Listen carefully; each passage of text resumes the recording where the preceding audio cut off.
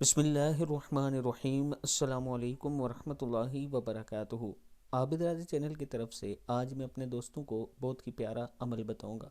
مغرب کے بعد 7 دفعہ آپ یہ آیت پڑھیں اور عشاء کے بعد بھی 7 دفعہ پڑھیں، پھر اللہ تعالیٰ کا کرم دیکھیں۔ پڑھنا کیا ہے آپ نے؟ بسم اللہ الرحمن الرحیم۔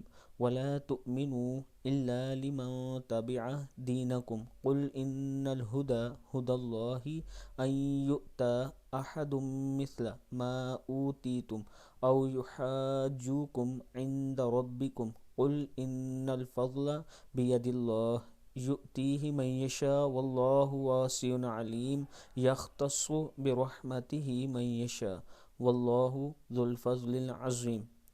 اے محمد صلی اللہ علیہ وآلہ وسلم، آپ کہہ دیجئے کہ بے شک فضل تو خدا کے قبضے میں ہے، وہ اس کو جیسے چاہے عطا فرمائے، اور خدا بڑی وسعت والا ہے، خوب جاننے والا ہے، خاص کر دیتا ہے اپنی رحمت اور فضل کے ساتھ جس کو چاہے، اور خدا تعالیٰ بڑے فضل والا ہے۔